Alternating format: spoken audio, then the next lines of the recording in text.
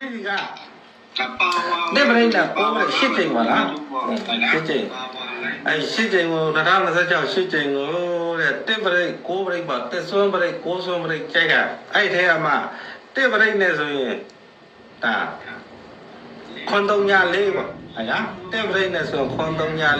4ကိုပရိတ်နဲ့ဆိုရင်ခွန်5လို့နှစ်5လို့4လို့နော်4တဝိဒီပြောတာတူဒီနဲ့မမနဲ့တူဒီက4ကိုပ83ကဒုဟုတ်လား16နှစ်ခွန်50အရာဟုတ်လားတူဒီ2026ရှိတင်ကတက်ပရိတ်နဲ့ဆိုရင်ဟုတ်လားတက်စွန်းပရိတ်ပေါ့တက်17 21တက်စွန်းပရိတ်နဲ့ဆိုခွန်304တဲ့ကိုပရိတ်နဲ့ဆိုရင်ဒါခွန်ရှိဘူးပေါ့နော်ကိုပရိတ်နဲ့ရှိဘူးဆိုတော့ဆယ်ခွထိုးလိုက်ပေါ့ဆိုင်နော်ဟိုက3ည9လို့တက်ခွန်တို့နှစ်5တို့3ထွိုင်းတို့4တို့5တို့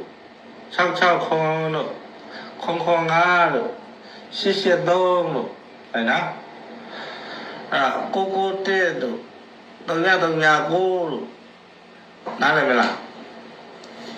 ရှေဘူးနဲ့ကိုးပရိတ်ရှေဘူးနဲ့ကိုးပရိတ်အဲ့ဒါရှေဘူးနဲ့ကိုးပရိတ်ရှေဘူးဆိုရင်တက်ခွန်တဲ့ပေါ့တက်ခွန်တဲ့5တဲ့အဲ့ဒါ3ထိုင်းအဲ့ဒါ4တဲ့5ကို66ခွန်5 83ကိုတဲ့3ည9နဲ့10ခွဲအဲ့ဒီထဲမှာခွန်က